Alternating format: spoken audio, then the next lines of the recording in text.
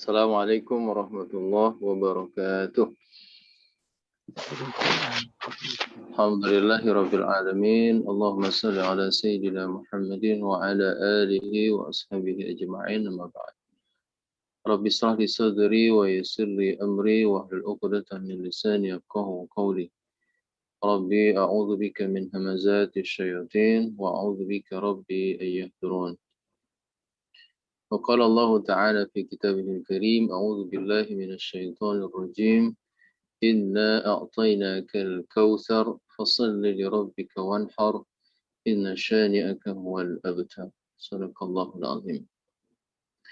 Bapak-bapak jamaah Masjid Jami Al-Fitrah yang dirahmati Allah Subhanahu wa taala. Alhamdulillah kita bersyukur pada Allah pada pagi hari ini dapat bertemu dalam kajian rutin kita Ahad subuh. Walaupun pada pagi hari ini kita menggunakan media sosial, media online via aplikasi Zoom, namun semoga tidak mengurangi semangat kita, motivasi kita untuk terus mencari ilmu, untuk terus menambah pemahaman kita tentang agama kita, yang dengan itu maka iman dan amal soleh kita akan senantiasa meningkat dan bertambah. Karena itulah yang kita inginkan setiap harinya, ya, agar hari-hari kita selalu dipenuhi dengan amal-amal soleh yang dicintai oleh Allah Subhanahu wa taala. Sebagaimana pada pagi hari ini kita sudah memasuki tanggal 1 Zulhijjah ya Pak ya. Jadi sejak semalam kita sudah masuk bulan Zulhijjah, bulan haram yang kedua. Ya, bulan haram yang kedua yang merupakan bagian dari 3 bulan haram yang berturut-turut. Ya, sejak kemarin bulan Zulqa'dah, lalu bulan ini bulan Zulhijjah, di penghujung tahun Hijriah, bulan ke-12, dan insya Allah nanti bulan depan adalah bulan baru, tahun baru Muharram. Ya. Nah, semoga kita bisa melaksanakan perintah Allah Subhanahu wa taala, ya, yang dalam satu ayat dikatakan fala tazlimu fihinna anfusakum. Ya, minimal di bulan-bulan haram ini kita dilarang untuk menzalimi diri kita sendiri. Ya. Jadi kalau belum bisa berbuat baik, yang maksimal paling tidak berbuat yang dibenci oleh Allah Subhanahu wa taala. Salawat dan salam kita sampaikan kepada junjungan kita, Nabi kita tercinta, Nabi Muhammad Sallallahu Alaihi Wasallam, keluarganya, sahabatnya, dan seluruh pengikutnya hingga yaumil qiyamah.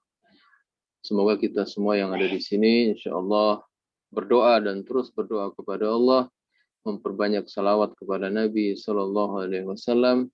Semoga nanti di yaumil akhir dengan iman kita yang sangat terbatas ini, amal soleh kita yang sangat sedikit ini, Nabi berkenan memberikan syafaat kepada kita semua dan berkumpul bersama-sama dengan beliau di surga nanti dan bertemu dengan Allah Subhanahu wa taala, hidup abadi, bahagia, khalidina fiha insyaallah. Amin ya rabbal alamin.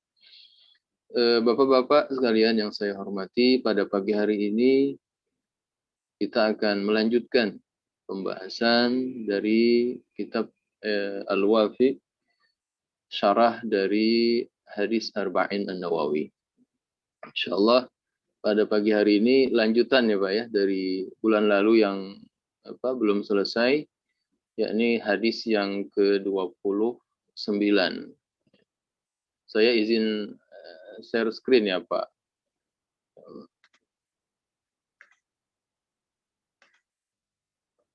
Kalau artinya di Zoom, kalau mau share-share jadi gampang Pak.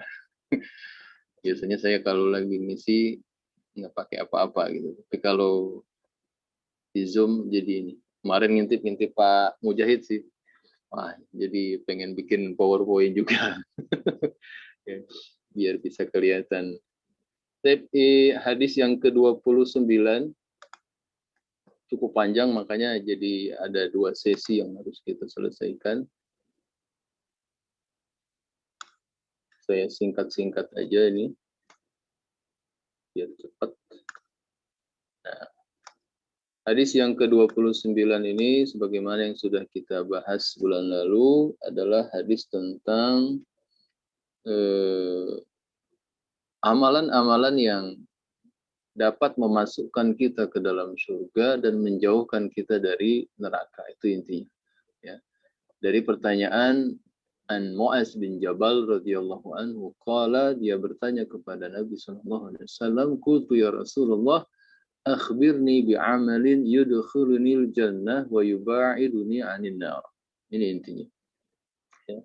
Beliau bertanya tentang amal-amal yang akan memasukkan kita ke dalam surga dan menjauhkan kita dari neraka. Ini inti, ya. Karena siapapun kita orang beriman, pasti ketika ditawarkan kedua hal ini jawabannya pasti sama, seragam. Itu pasti. Ya. Mau siapa aja, mau preman yang paling bejat sekalipun ketika ditanya mau masuk surga, mau, gitu kan. Mau masuk neraka pasti enggak. Itu pertanyaan yang jawabannya semua orang pasti seragam. Nah, namun kata Nabi, laqad sa'alta an azimin. Kamu sudah bertanya tentang sesuatu yang sangat besar. Ya. Ini bukan pertanyaan main-main. Ini pertanyaan serius. Ya. Kalau betul kamu serius bertanya tentang hal ini, gitu kan, maka kata Nabi, wa innahu layasirun ala may yassarallahu ta'ala alaih. Ya. Sesungguhnya dia akan dibuat mudah oleh Allah. Ya. Ala may yassarallahu ala may yassarrahullahu ta'ala alaihi. Ya, bagi orang-orang yang dimudahkan oleh Allah. Untuk itulah maka ketika kita meminta sesuatu, berdoa kepada Allah Subhanahu wa taala, ya, maka kita pun juga meminta untuk bagaimana doa itu dipermudah oleh Allah. Makanya banyak doa-doa yang senada dengan itu, ya Pak, ya. Allahumma a'inni ala dzikrika wa syukrika wa husni ibadatik, gitu kan. Ya, karena kita tidak bisa mengandalkan kekuatan diri kita sendiri, ya, selain hanya bergantung kepada Allah Subhanahu wa taala, ya. Maka bertanya tentang surga dan neraka adalah suatu hal yang sangat agung, hal yang sangat besar, hal yang sangat mulia, ya, karena begitu banyak orang yang tidak beriman atau lemah imannya, pada pokoknya dia tidak percaya kepada dua hal ini atau meragukan atau keyakinannya sangat lemah tentang hal ini. Ya, karena memang hal ini bagian dari hal yang gaib, hal yang memang dirahasiakan oleh Allah Subhanahu wa taala. Ya. Namun sekali lagi ketika kita serius, ya, bertanya atau membicarakan tentang hal ini, maka wa innahu layasirun ala may yassarallahu ta'ala alaihi. Nah, maka Nabi memberikan jawabannya, ya, langsung. Ini yang tergabung di dalam rukun Islam, ya Pak, ya. Dan ini pun sebenarnya sudah dibahas di hadis yang pertama, yakni ta'budallaha la tusyriku bihi syai'an wa tuqimus shalah wa tu'tiyaz zakah wa tasumu ramadan wa tahajjul bait. Nah, ini sudah kita bahas. Ini hal yang pokoknya, yang wajibnya, gitu kan. Jadi ta'budallaha la tusyriku bihi syai'an artinya kita harus bersyahadat. Ya, bersyahadat dan terus memperbaharui syahadat kita. Ya, bahwasanya yang namanya ketika kita mengucapkan asyhadu, itu artinya kita mulai melakukan atau bersaksi sampai kita mati nanti. Mulai saat ini sampai akhir hayat kita. Ya. Asyhadu an la ilaha illallah Muhammadur Rasulullah. Nah, maka lawannya adalah la tusyriku bihi syai'an. Ya. Lawan dari kalimat tauhid itu adalah menyekutukan Allah Subhanahu wa taala. Makanya ditekankan oleh Nabi, ta'budallah la tusyriku bihi syai'an.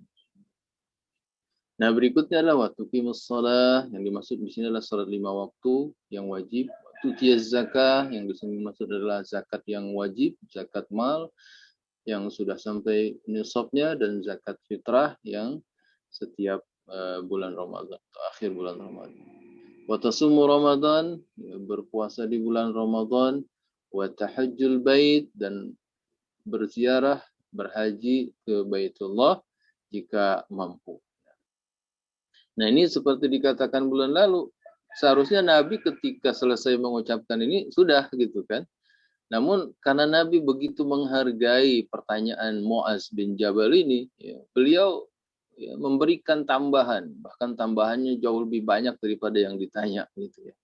Nabi bertanya, ala adulluka ala abwabil khair, ya, maukah kamu aku tunjukkan kepada pintu-pintu kebaikan. Lah yang tadi bukan baik, yang tadi baik pokok gitu kan ya. Yang tadi baik sudah pokoknya gitu. Tapi Nabi ingin memberikan tambahan kepada Muaz dan juga kepada kita semua ya. Bahwasanya ada pintu-pintu kebaikan yang banyak yang bisa dilakukan oleh orang-orang beriman. Nah, maka mumpung hari ini sudah masuk bulan Zulhijjah kan, kemarin sudah dibahas oleh Ustadz Mujahid gitu kan. Yakni hadis dari Imam Bukhari yakni yang berbunyi, "Ma min ayyamil amalus salih fiha ahabbu ilallah min hadhil ayyam." Ya. Tidak ada ya, hari yang amal soleh di dalamnya yang lebih dicintai oleh Allah Subhanahu wa taala dari hari-hari tersebut. Apa itu 10 hari ayyamul asyara? Qalu, yakni 10 hari di bulan Zulhijjah. Nah, kita mungkin bertanya, apa nih amalan yang bisa kita lakukan di 10 hari ini? Ya. Yang wajib sudah gitu kan, ya. Nah, yang sunnah sudah gitu ya. Nah, tapi ingin lebih banyak lagi gitu. Maka Nabi menjawab atau menyampaikan, memberitahukan kepada Muaz dan juga kepada kita semua, ya, pintu-pintu kebaikan itu adalah salah satunya adalah as-saumu junnah. Ya. Maka di 10 hari ini kalau kita mau puasa, nah itu bagus. Ya. Ada yang niat 10 hari atau 9 hari sampai hari Arafah itu bagus. Ya.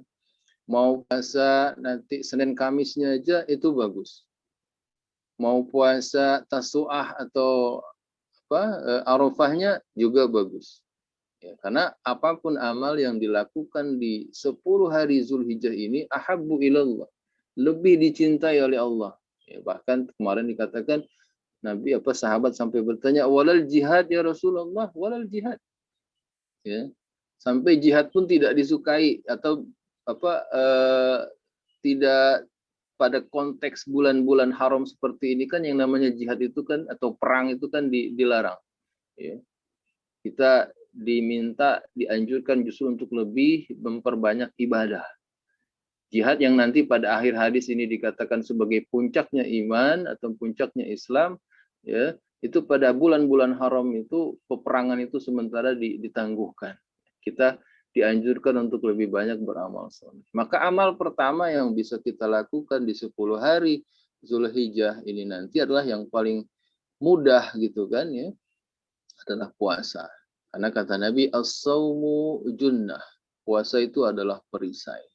Maka ketika kita ingin perisai kita ya lebih kuat ya menghadapi segala macam godaan-godaan syaitan, ya maka ibadah yang paling mudah, yang paling tidak memerlukan apa-apa kecuali sekedar menahan lapar dan haus dari terbit fajar sampai terbenam matahari, itu adalah puasa atau saum gitu kan. Maka suasana-suasana Ramadan yang dikatakan oleh Nabi, seandainya kalian tahu keutamaan bulan Ramadan, maka kalian akan berharap setiap bulan itu adalah Ramadan. Ya, maka ketika kita ingin berharap setiap bulan itu Ramadan, maka hadirkan suasana-suasana Ramadan. Ya, dan itu salah satunya adalah tentu dengan berpuasa. Bagaimana kita memulai hari kita dengan lebih cepat, lebih awal gitu kan, bangun di waktu sahur, mengerjakan qiyamul lail, mengerjakan atau makan sahur, beristighfar di waktu sahur, itu semuanya memiliki keutamaan-keutamaan yang sangat besar. Ya. Dan ini tentu sangat-sangat dicintai oleh Allah Subhanahu wa taala. Nah, berikutnya adalah was-sadaqatu tudfi'ul khati'ata kama yudfi'ul ma'un nar. Sedekah, ya. Maka setelah sambil kita berpuasa nih di 10 hari Zulhijjah ini, ya, maka tidak lupa juga kita untuk memperbanyak sedekah, ya. Sedekah paginya, sedekah duhanya, sedekah zuhurnya gitu ya, kalau perlu setiap waktu sholat kita sedekah. Itu Masya Allah ya Pak ya, pahalanya sangat-sangat luar biasa. Apalagi di kondisi seperti sekarang, ya, yang ternyata tidak lebih baik dari tahun lalu gitu kan ya. Kita terancam tidak bisa sholat Idul Adha lagi di tahun ini gitu kan ya. Dan segala macam hambatan-hambatannya gitu kan. Nah, maka saling memberi sesuatu kepada saudara-saudara kita, tetangga-tetangga kita, apalagi yang sedang terkena apa namanya wabah ini, ya, itu akan sangat terasa bantuan-bantuan tersebut buat mereka. Nah, karena pada umumnya apapun bentuk sodakoh itu, kalau namanya sudah sodakoh, ya, itu kan saya sering katakan adalah tingkatan tertinggi dari ibadah harta. Ya. Yang paling rendah adalah infak. Infak kalau teman-teman bilang itu iuran kepaksa. Gitu. Iuran dipaksa gitu kan. Ya. Mau nggak mau kita harus belajar. Ya. 1.000 setiap minggu, 1.000 setiap hari, ya. 1.000 setiap bulan. Ya. Terserah, yang penting ada rutinis. Ya. Karena sodakoh itu nanti akan setelah kita sudah terbiasa berinfak, maka akan muncul ya at-tazkiyah, itulah yang dibahasakan dengan zakat. Az-zakah, mensucikan. Orang yang semakin sering infaknya, maka akan semakin suci hatinya. Ya. Karena namanya sedekah itu atau infak itu atau zakat itu adalah ibadah yang diharapkan keikhlasannya sampai tangan kiri tidak tahu apa yang dilakukan oleh tangan kanan. Artinya semakin dia tersembunyi, semakin orang tidak tahu, maka akan semakin tinggi pahalanya di sisi Allah Subhanahu wa taala. Dan buat kita, ya, tudfiul khati'ah kama yudfiul ma'un nar, kata Nabi. Dia akan menutupi kesalahan-kesalahan sebagaimana air memadamkan api. Ya, jadi wala tamnun tastaksir, kata Allah. Jangan berharap banyak-banyak ketika kita berinfak. Minimal kita sadar dosa kita banyak. Minimal kita sadar mungkin kita banyak menggunakan harta-harta yang kurang halal, ya setengah halal gitu Pak ya. Dan ini akan dibersihkan oleh sedekah-sedekah kita. Nah, berikutnya wassalatul rajul fi jawfil lail. Salatnya seorang laki-laki di tengah malam. Ya, pensyarah mengatakan ini adalah yang dimaksud di sini adalah salat qiyamul lail. Karena dalam hadis Nabi menyampaikan ya, sebaik-baik salat setelah salat fardu adalah salat malam. Ya, salat malam. Ini sebenarnya penjelasannya ada di bawah sih Pak. Cuma saya biar fokus aja di hadis ini. Nanti kalau materinya perlu tinggal saya share aja gitu kan ya. Penjelasan dari setiap bagian-bagian ini, terutama yang saya warnai hijau ini, di bawah ada semua nanti gitu kan. Biar fokus saja. Nah, wassalatul rajuli fi jawfil lail, kata Nabi, salatnya seorang laki-laki di tengah malam. Ya. Yang namanya malam itu mulai dari maghrib sampai waktu sahur gitu. Nah, maka silahkan kita pilih. Ya. Yang paling utama ya tengah malam. Kalau nggak kuat di awal malam. Kalau yang rutin 2-3 malam dan minimal di akhir malam. Kita kalau ibadah minimalis ya Pak ya. Minimal banget kata Nabi. Ya kalian 2 rakaat ya menjelang waktu akhir malam ya, dan 1 rakaat witir itu sudah sangat dicintai oleh Allah Subhanahu wa taala. Ya. Karena saat-saat itulah saat-saat di mana kita memiliki keikhlasan yang paling tinggi ya dalam melaksanakan ibadah sholat dibanding dengan waktu-waktu yang lain. Ya. Ya, hatta sholat subuh yang kata Nabi pahalanya ya seperti sholat semalam suntuk ya bagi orang yang sudah biasa, ya tentu dia tidak akan cukup dengan sholat subuh aja. Kalau belum biasa memang sangat berat ya. Makanya dijanjikan pahala yang sebegitu besar tadi. Tapi buat mereka yang sudah terbiasa bangun subuh ya kita aja Pak ya, saya bilang bulan lalu tuh Nabi mengatakan rakaatul fajr khairum minad dunya wa ma fiha. 2 rakaat fajar sebelum subuh itu lebih baik daripada dunia dan seisinya. Bagaimana kita mau mendapatkan 2 rakaat fajar sebelum subuh kalau kita bangunnya pas subuh misalnya, ya? Masih sibuk dengan istinjanya, masih sibuk dengan sikat giginya, masih sibuk dengan wudhunya. Datang ke masjid udah qomat. Nah, itu sendiri sudah menjadi catatan buat kita. Berarti kalau kita ingin mendapatkan keutamaan 2 rakaat sebelum subuh, berarti bangun kita harus lebih awal. Harus lebih awal sehingga kita bisa mendapatkan itu. Nah, tentu ketika bangun lebih awal, ya, masa cuma sekedar nunggu qobliyah duduk aja gitu kan? Maka minimal sekali gitu kan, menunggu waktu sahur itu dengan memperbanyak istighfar, kata Allah dalam Quran ini kan. Wal bil ashari hum yastaghfirun. Minimal ambil nunggu azan, astagfirullahaladzim, astagfirullahaladzim. Itu pun sudah sangat luar biasa. Sebelumnya juga, ya, ketika masih ada waktu silahkan kita isi dengan 2 rakaat. Ini yang ketiga, ya, puasa, sedekah, dan salat malam. Tsumma qala tatajafa junubuhum 'anil madaji hatta balagha ya'lamun. Di satu ayat di Quran di surat As-Sajdah, ya. Tsumma qala, nah ini bonus yang kedua dari Nabi kepada Muaz. Jadi Nabi enggak selesai lagi, ditambahin lagi sambil tsumma qala, ya. Karena saya bilang kemarin kan Muaz ini, ya, adalah seorang sahabat yang masuk Islamnya masih muda, tapi juga meninggalnya juga masih muda. Beliau meninggal umur 30-an kena wabah taun di Syam, gitu kan. Pak, ya, Basyirah Nabi mengetahui Muaz ini perlu dikasih bonus yang banyak supaya dia lebih banyak ibadahnya, gitu kan. Karena umurnya bakal pendek, kata Nabi, ya. Dalam hati mungkin nggak dikasih tahu, kalau dikasih tahu ya lemes, gitu kan. Muaz, kamu nanti meninggal umur 30. Ini saya kasih tahu nih kuncinya. Tapi ini isyarat dari Nabi kepada beliau. Ala ukhbiruka bi ra'sil umri wa amudihi wa zirwati sinamih. Ya. Maukah kamu aku kabarkan, ya, pokok segala urusan, ya, pokok segala urusan, bi ra'sil amr, ya, wa amudihi, dan tiangnya, wa zirwati sanamihi, dan wa zirwati sanamihi adalah puncaknya, ya, puncak segala urusan itu, pokoknya, ya, kepalanya, tiangnya, dan tingkatan tertingginya. Qultu bala ya Rasulullah. Muaz menjawab, tentu saja aku mau ya Rasulullah. Lalu Nabi mengatakan, Ra'sul amril Islam wa amuduhus salah, ya, wa zirwatu sanamihil jihad. Ya.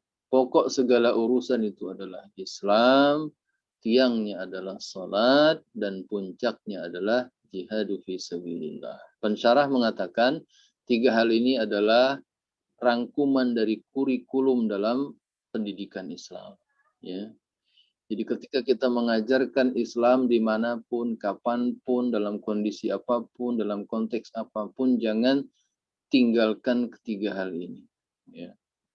Karena kita mempelajari Islam sesederhana apapun, hatta hanya sekedar hadis satu seperti ini, tetap semangat kita adalah dalam rangka untuk menegakkan Islam, menguatkan Islam, menambah keyakinan kita tentang agama kita yang setiap hari, setiap saat harus terus dipertebal, dipertinggi, diperkuat, gitu kan. Apalagi tantangan akhir zaman seperti ini, ya. Ada ustadz yang mengatakan kalau sudah akhir zaman seperti ini, Dajjal itu, ya, iblis itu benar-benar kejar tayang, ya, kejar target untuk mengumpulkan pengikut yang sebanyak-banyaknya. Karena kesempatan dia untuk mengumpulkan pengikut, ya, yang nanti masuk ke neraka bersama-sama dengan dia itu sudah hampir habis. Maka dibuatlah segala macam bentuk fitnah, segala macam bentuk ujian, cobaan, gitu kan, ya, yang digambarkan oleh Nabi. Nanti puncaknya adalah akan munculnya Dajjal, fitnah Dajjal, gitu. Nah, maka apapun yang kita temui saat ini, apabila dia berpotensi untuk melemahkan keislaman kita, ya, maka berlindung kepada Allah. Ya, makanya di akhir salat kan disunahkan oleh Nabi SAW sebelum kita salam, itu kan Pak, ya, Allahumma inni a'udzubika min azabil qabr wa min azabin nar wa fitnatil mahya, wa fitnatil mamat, wa fitnatil masihid dajjal. Ya, karena fitnahnya Dajjal itu adalah fitnah tertinggi bagi orang beriman. Ya, yang nanti kalau dia sampai datang dan kita berhadapan dengan dia, kecil kemungkinan untuk bisa melawan fitnah itu. Ya, maka mohon-mohon supaya jangan sampai kita bertemu dengan Dajjal. Ya, fitnah kubur aja kita sudah berat, fitnah neraka aja sudah berat, fitnah kehidupan saja sudah berat, fitnah menjelang kematian aja sudah nggak tahu bagaimana rasanya, apalagi kalau sampai bertemu dengan Dajjal. Ya, maka digambarkan oleh Nabi pada saat itu ketika Dajjal itu muncul, orang-orang yang hidup itu iri sampai dengan orang-orang yang sudah mati. Jadi ketika mereka melewati kuburan, ya mereka berkata, alangkah nikmatnya engkau yang sudah ada di dalam kubur. Mungkin gambaran seperti itu agak kerasa buat kita sekarang ya Pak. Setiap hari dengerin berita duka cita gitu kan. Ya, setiap hari dengar orang-orang soleh. Kemarin Ustadz Abdullah Syafi'i wafat gitu kan. Ya, ulama-ulama yang lain begitu banyak. Ya Allah, ini tandanya apa nih? Kita jadi iri, jangan-jangan yang dipanggil duluan itu adalah orang yang disayang oleh Allah gitu. Ya, kan bahasa kita tuh ya Allah lebih sayang kepada mereka gitu kan. Nah, kita yang masih hidup ini berarti belum tahu nih disayang apa enggak gitu kan. Ya, maka lebih banyak kita berusaha berdoa kepada Allah semoga kita semakin dicintai oleh Allah Subhanahu wa taala, dijauhkan dari segala macam bentuk fitnah-fitnah. Nah, maka pokok dari segala urusan itu adalah kita Rasul Amril Islam. Ini kita semata-mata ingin menjaga keislaman kita, menjaga keimanan kita kepada Allah Subhanahu wa taala. Nah, berikutnya adalah wa amuduhus shalah, ya. Pokok dari salah itu adalah tiangnya adalah salat. Ya. Ini juga sudah dibahas gitu kan. Ya, as-salatu imaduddin kata Nabi di hadis yang lain. Salat itu adalah tiangnya agama, ya. Maka ketika kita betul-betul beriman kepada Allah Subhanahu wa taala, maka pokok kita ya, ketergantungan kita dalam segala hal adalah wasta'inu bis-sabri was-shalah kata Nabi kan. Mintalah pertolongan kepada Allah Subhanahu wa taala dengan sabar dan salat gitu kan. Kondisi seperti sekarang juga menuntut kita untuk memperbanyak hubungan kita dengan Allah Subhanahu wa taala ya, dan hubungan yang paling cepat ya, tanpa perantara, nggak perlu pakai protokol segala macam adalah as-salah ya. Namun syaratnya adalah bisabri, dengan kesabaran. Kadang kita sholat 2 rakaat aja nggak sabar ya Pak ya. Sholat 2 rakaat aja nggak sabar gitu kan ya. Padahal kita sering menyampaikan Nabi kalau sudah sholat sunnah berdirinya bisa semalaman, kakinya sampai bengkak-bengkak gitu kan. Nah, kita bagaimana kita bisa memiliki hubungan yang kuat dengan Allah Subhanahu wa taala ya, sedangkan salat kita sendiri lemah. Maka ada yang mengatakan banyak itu disampaikan ke saya ya, ketika kita mengalami banyak masalah dalam hidup maka hal yang pertama kita periksa adalah salat kita ya. Makanya tadi selain sholat wajib, sholat sunnah gitu kan, saya memang nggak disinggung oleh Nabi di sini tentang sholat, tapi secara umum dibahas di sini. As-salatu wa amuduhu as-salah. Bagaimana kita menempatkan sholat itu sebagai tiang pokok. Ya. Maka sholat wajib ada tingkatannya. Ya. Mulai dari orang yang sekedar menggugurkan kewajiban sampai dengan menjadikan sholat itu sebagai sebuah kebutuhan. Ya, maka dalam hadis kan pernah kita dengar, Nabi itu kalau sudah masuk waktu sholat, beliau membahasakannya kepada Bilal, ya Bilal arihna bis shalah, ya Bilal arihna bis shalah. Wahai Bilal, mari kita arihna itu beristirahat, ya. Mari kita meninggalkan dunia dulu, ya. Dari beberapa beratnya beban dunia, beratnya beban dakwah, ancaman dari musuh-musuh agama, ya, orang-orang kafir Quraisy. Ya. Ketika masuk waktu salat, Nabi mengajak para sahabatnya untuk beristirahat sejenak. Hari Nabi salat. Mari kita jadikan sholat ini sebagai sarana kita beristirahat, ya, melupakan semua masalah dunia. Makanya kalau lagi sholat, ya justru masalah dunia jangan dibawa dulu. Yang kebanyakan kita justru ketika sholat masalah dunia ya kepikiran semua gitu kan. Hal yang kecil-kecil sampai hal yang sebesar-besarnya. Padahal kita lagi sholat sedang ingin berhubungan dengan Allah Subhanahu wa taala dan tidak ingin ada satu hal pun yang yang muncul. Makanya diperlukan kekhusyuan itu di situ. Ya. Lah apa di awal hadis tadi itu ta'budallaha la tusyriku bihi syai'an. Ya. Beribadah kepada Allah tanpa menyekutukan dia sedikit pun. Maka namanya syirik itu kan bukan hanya syirik jali, ada juga syirik khafi, syirik yang nggak kelihatan. Nah, ketika kita sholat lebih banyak memikirkan dunia, nah itu bisa jadi masuk ke dalam syirik yang khafi yang nggak kelihatan tadi. Kata Allah, ini kamu lagi sholat tapi pikirannya kemana-mana gitu kan. Ya. Maka sholat khusyuk itu sebenarnya bagaimana kita melupakan ya segala urusan dunia kita ya yang itu di mata Allah ringan, nggak berat gitu kan. Cuma kita aja yang terlalu memikirkannya. Allah hanya ingin ketika kita sholat itu kita betul-betul hanya mengingat Allah Subhanahu wa taala. Memang tidak ada khusyuk yang 100% itu nggak ada sih Pak. Yang kita nggak mungkin ingat dengan yang lain. Tapi ketika kita mulai memikirkan hal yang lain dalam sholat, maka saat itulah kita langsung menghilangkan ingatan-ingatan itu. Ya. Makanya dibantu dengan takbir. Makanya setiap gerakan takbir itu kan Allahu Akbar. Dalam rangka untuk membesarkan Allah Subhanahu wa taala. Ya, mengecilkan yang lain. Kita sedang berhadapan dengan Allah Subhanahu wa taala. Ya. Makanya kita yang sudah ya betul-betul merasakan nikmat salat ini akan menjadikan salat sebagai tadi sarana kita wasta'inu bis sabri was salah. Ya, sarana kita untuk memohon pertolongan kepada Allah. Maka sahabat-sahabat dulu, tabi'in, ketika mereka mentok dalam satu urusan, berhenti sholat, gitu kan. Atau ketika ingin menghadapi berbagai masalah, sholat dulu, gitu kan. Ya. Seperti contoh sholat sholat yang kalau orang mau nikah tuh Pak, sholat apa namanya? Saya jadi lupa gitu kan. Ya. Ada yang ingat sholat yang memilih dua hal tuh? Istikharah. Nah, istikharah ya Pak ya. Nah, itu orang sholat istikharah kadang cuma buat nikah doang gitu. Padahal itu adalah sholat di mana kita sedang bingung memutuskan sesuatu. Contoh sekarang vaksin nih, ya. Vaksin enggak nih gitu kan. Bingung berhari-hari gitu kan. Akhirnya stres, sakit. Kenapa enggak sholat?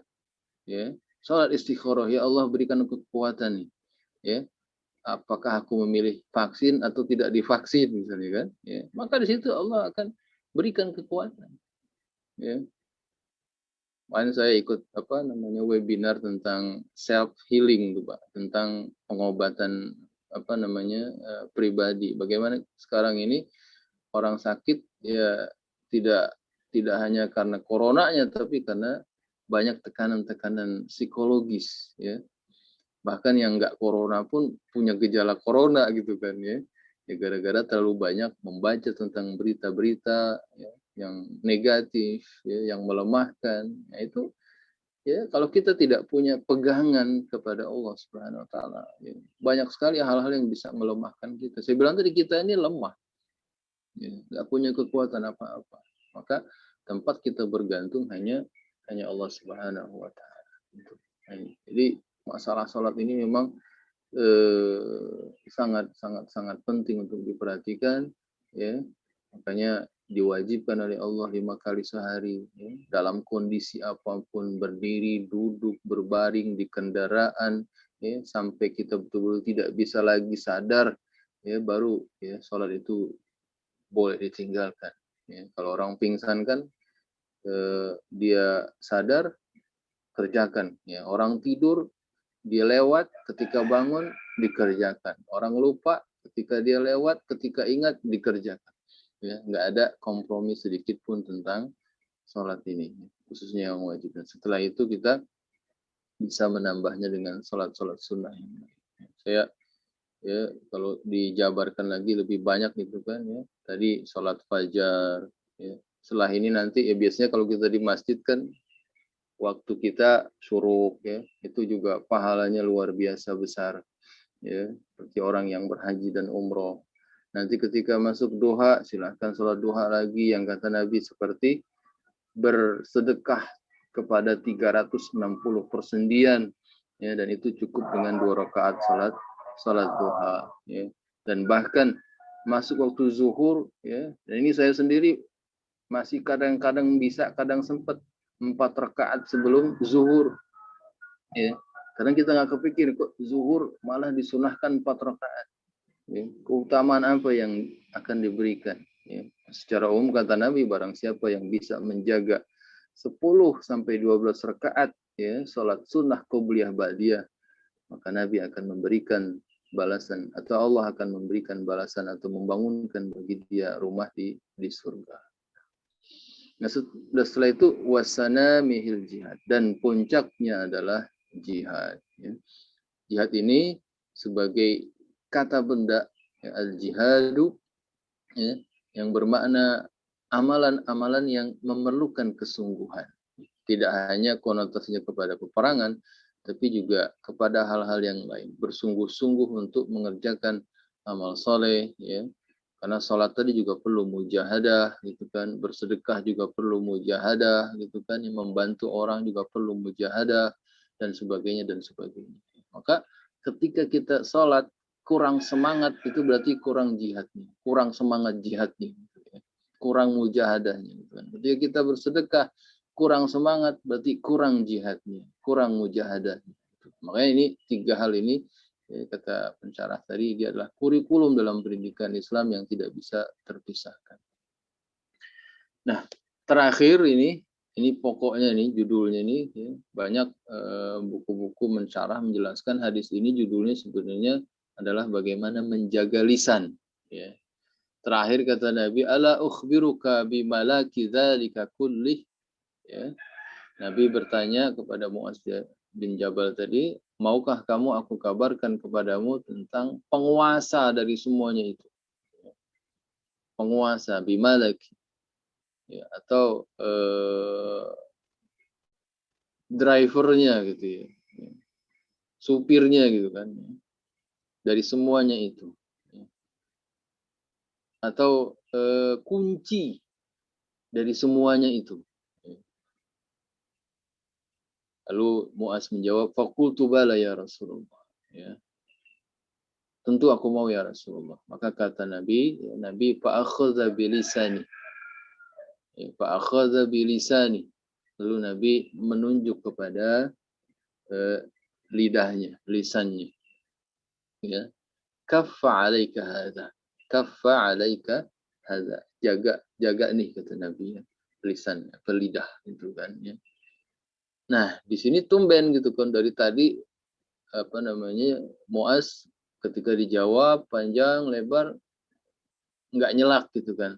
Nah, cuma ketika pada akhir namanya jawaban Nabi ini dia bertanya, ya Nabi Allah, wa inna la mu'akhaduna bima natakallama bih. Ya. Nah, ini terjemahnya ini. Ya Rasulullah, saya berkata, ya Nabi, apakah kita akan dihukum juga atas apa yang kita ucapkan? Ya. Lalu Nabi menjawab, Fakultu sakilat ka ummuk. Nah, ini istilah dalam bahasa Arab nih yang kalau apa ketika diberikan sesuatu ngeyel gitu kan ya. Kalau bahasa kita tuh kamu gimana sih gitu seperti itulah. Adakah yang menyebabkan seorang terjungkal wajahnya di neraka atau hidungnya di neraka selain dari apa yang diucapkan oleh lisan-lisan? Ya, ini kita akan secara khusus membahasnya di akhir materi. Ya. Nah, ya. Nabi mengakhiri pelajaran yang diberikannya kepada Muaz dengan menyebutkan bahwa kunci dan kendali dari amalan-amalan yang telah disebutkan tadi agar bisa mencapaikan kesempurnaan adalah dengan mengendalikan lisan. Urgensi pengendalian lisan ini telah dibahas dalam hadis yang ke-15 sebenarnya. Dalam sebuah hadis yang disebutkan bahwa seorang laki-laki bertanya kepada Rasulullah SAW, ya Rasulullah, tunjukkan aku kepada amalan yang bisa memasukkan ke surga. Lalu Nabi menjawab, jagalah ini, jagalah sambil menunjuk kepada lidahnya. Laki-laki itu mengulangi permintaannya, maka Rasulullah berkata, tidaklah manusia itu dijerumuskan ke dalam neraka kecuali oleh lisan mereka. Ya. Ibnu Rajab Al-Hambali yang syarah kitab An-Nawawi yang tebal itu Pak, ya, berkata, yang dimaksud dengan hasaidil al-sinah, ya, hasil dari lisan adalah balasan dari ucapan yang haram. Seolah-olah manusia telah menanam dengan ucapan dan amalannya, ya, yang baik dan yang buruk. Kemudian pada hari kiamat dia akan menuai apa yang telah dia tanam. Barang siapa yang menanam kebaikan melalui ucapan atau amalan, maka ia akan menuai keberuntungan. Namun barang siapa yang menanam dengan kejahatan, ia akan menuai penyesalan. Dalam hadis yang diriwayatkan oleh Muaz di atas juga mengisyaratkan bahwa banyak orang yang masuk neraka karena ucapannya. Ya. Mungkin sholatnya banyak, puasanya banyak, zakatnya banyak, gitu kan, ya. Sedekahnya banyak, sholatnya luar biasa. Namun karena satu ucapan, ya, ini bisa menyebabkan dia masuk ke dalam neraka. Ya. Karena syirik termasuk dosa dari ucapan. Sementara syirik adalah dosa yang paling besar di sisi Allah Subhanahu wa taala. Begitu juga ucapan terhadap Allah yang tidak didasari satu ilmu, kesaksian palsu, sihir, menuduh tanpa bukti, dan berbagai dosa besar lainnya seperti dusta, ghibah, namimah, dan lain-lain. Ya. Dari Abu Hurairah radhiyallahu anhu, Rasulullah SAW bersabda, yang paling banyak menyebabkan manusia masuk neraka adalah dua lubang. Lubang mulut dan kemaluan. Hadis riwayat Imam Ahmad dan Tirmizi.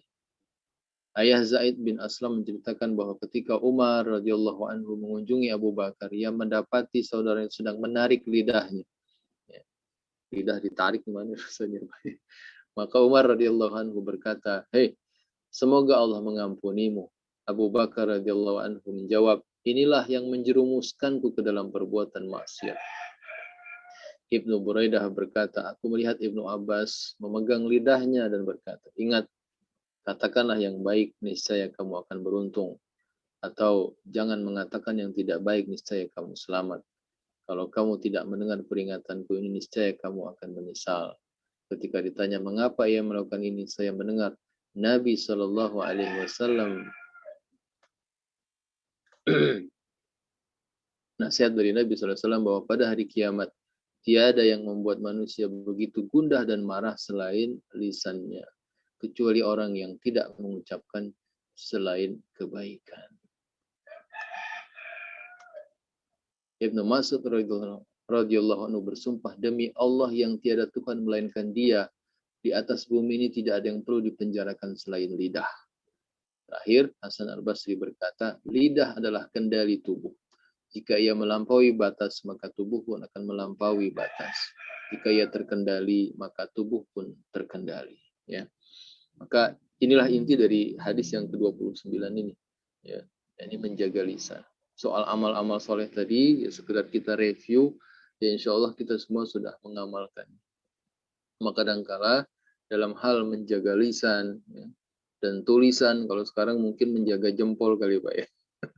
Ya, untuk tidak sembarang mengetik sesuatu atau men-share sesuatu, mengucapkan sesuatu. Karena apa yang kita ucapkan, ya tulis di Facebook misalnya, tulis di Twitter, tulis di WhatsApp, itu akan tersimpan selamanya, ya, di servernya gitu. Orang yang udah mati tapi ucapannya masih kemana-mana. Nah kalau ucapan itu ucapan yang baik, ya, maka dia akan selamat.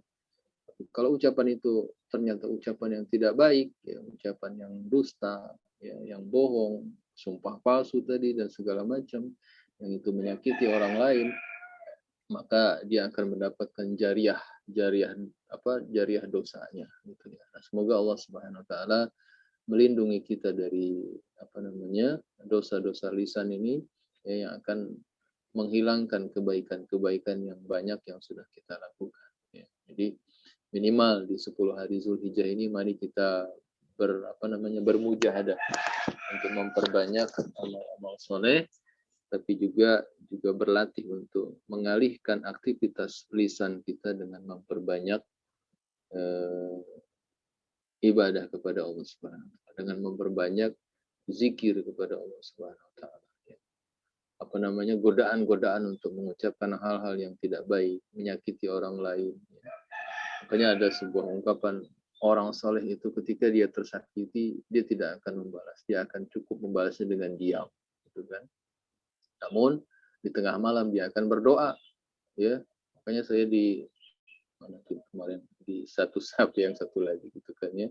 Janganlah kamu menzolimi orang lain, karena kamu akan tersakiti dengan doanya nanti. Karena menzolimi minimal dengan lisan itu akan sangat merugikan buat kita sendiri. Wallahu a'lam bishawab. Mungkin sudah masuk waktu syuruk ya Pak ya. Gak kedengeran belnya nih kalau di masjid tetet. Ya. Nah, ini sudah cukup insyaallah ya, semoga bermanfaat ya. Tentu banyak sekali kekurangan ya, namanya juga di media online, di dunia maya ya, tentu kita ambil yang paling baik ya, hikmah dari semuanya ini, semua kita tetap bisa beramal soleh. Allah a'lam bishawab. Maaf segala kekurangan. Silahkan kalau ada yang mau ditanya. Baik, Bapak Ibu sekalian yang dirahmati Allah,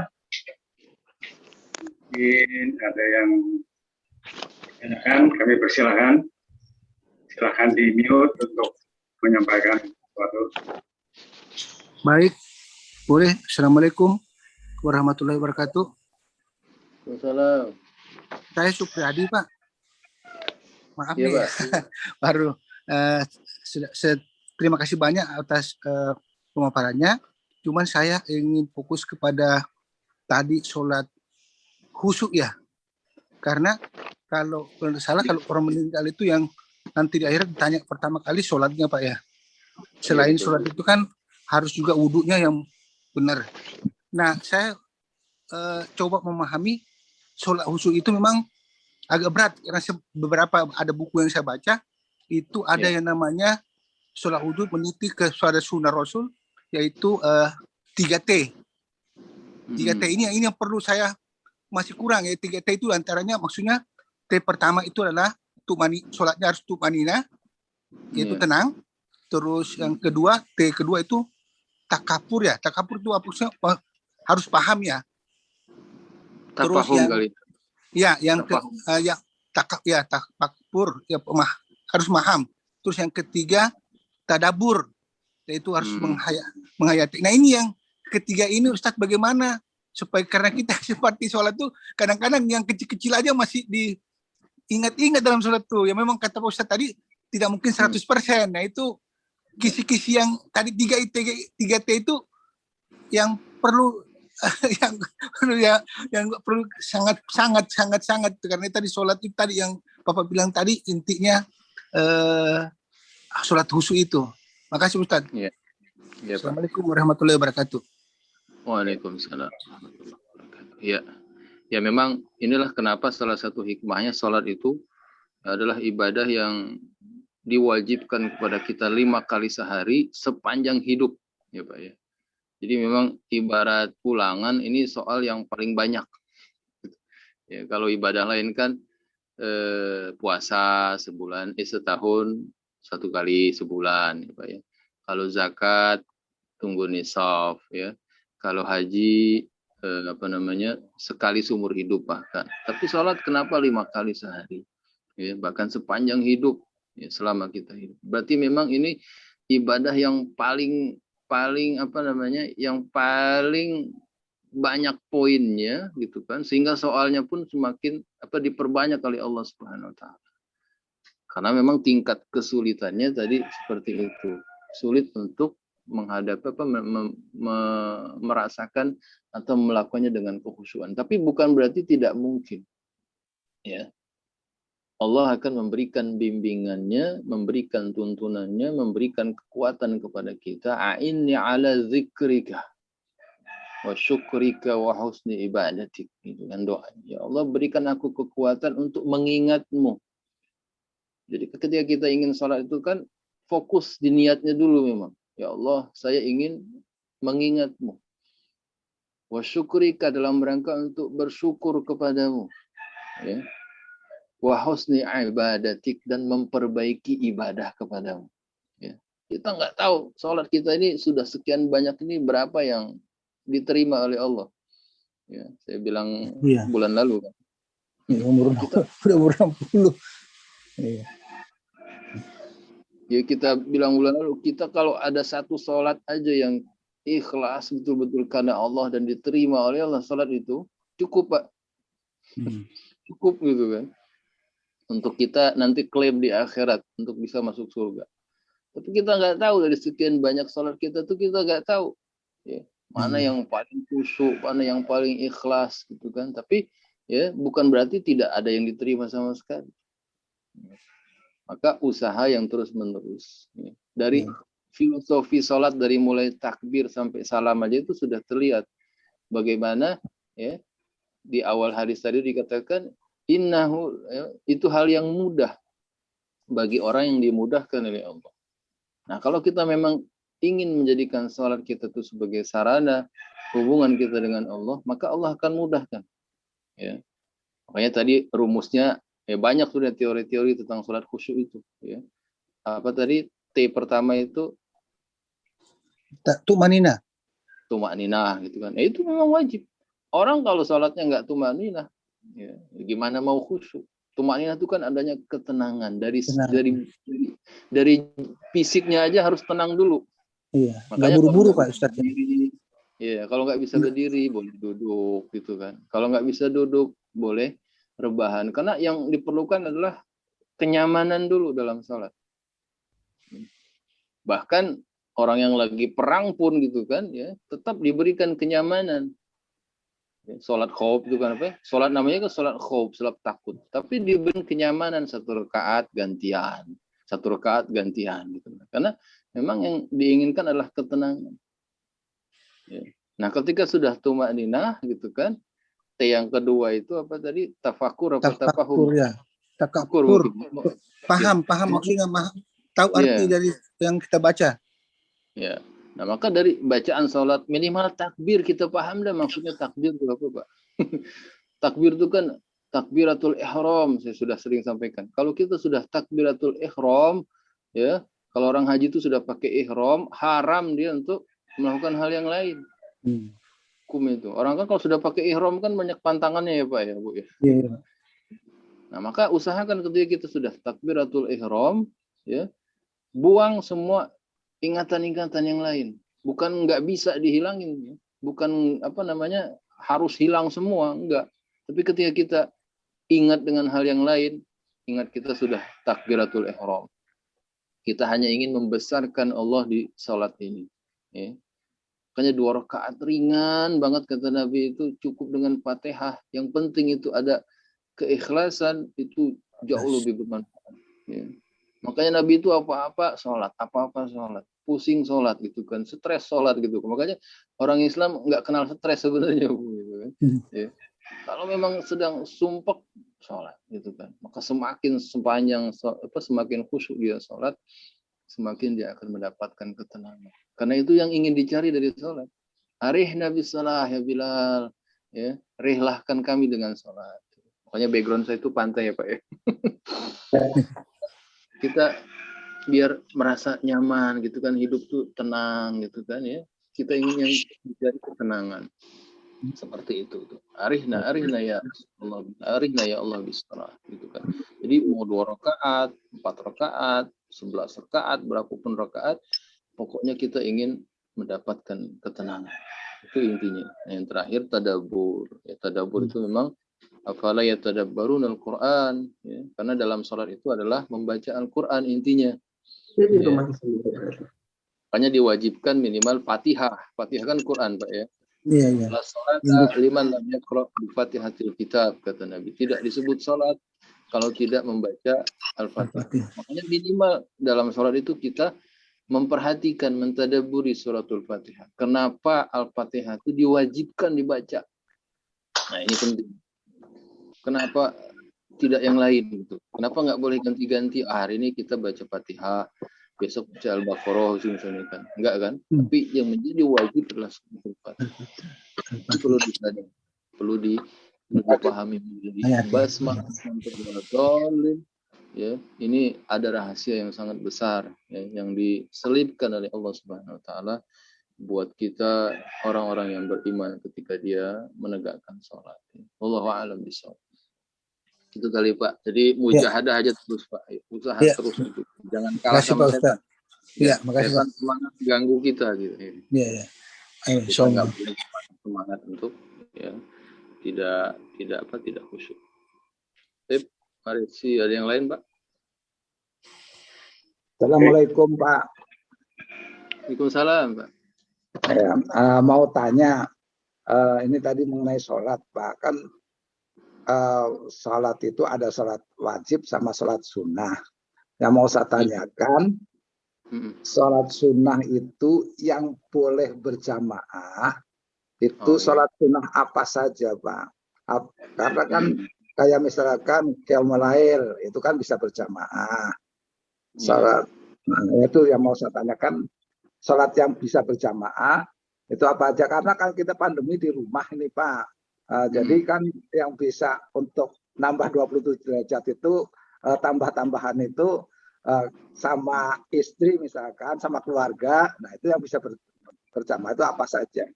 Terima kasih Pak. Assalamualaikum warahmatullahi wabarakatuh. Ya. Ya, kalau yang berjamaah tentu yang utama yang sholat wajib aja dulu ya Pak ya. Iya, tentu. Nah kan, saya juga kalau lagi di rumah itu minimal walaupun ada anak yang paling kecil aja berdua udah tenang saya gitu kan. Karena ada jamaahnya gitu kan, minimal berdua. Ya. Kalau nggak ada sama sekali saya mending kabur ke masjid tuh Pak. Misalnya rumah kosong nih sendirian. Nggak enak banget sholat sendirian gitu kan. Udah terpaksa lari ke masjid yang masih ada jamaah. Tapi kalau ada anak berdua, apalagi lagi begini gitu kan, pandemi, ya sholat berdua. Nah, itu yang pokok, yang wajib. Jadi yang wajib dulu, yang wajib tuh usahakan berjamaah. Ya.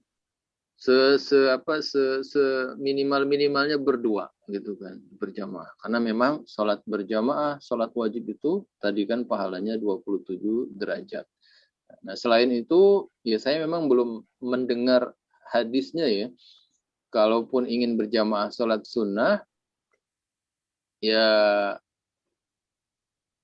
minimal ya kalau mau yang paling ada contohnya itu ya memang sholat tahajud ya Pak ya. Dimana pernah seorang sahabat bermakmum kepada Nabi. Ya. Cuman kan yang namanya sholat sunnah ini kan adalah sholat yang dilakukan, bahkan kata Nabi dalam hadis yang lebih umum itu adalah justru sholat sunnah itu afdolnya kan di rumah. Ya, afdolnya di rumah dan dikerjakan sendiri. Gitu. Karena memang namanya sholat sunnah itu kan adalah sholat yang yang saya membahasakannya itu yang betul-betul sebuah tambahan buat kita gitu kan, yang jangan sampai membebani sama sekali. Ya.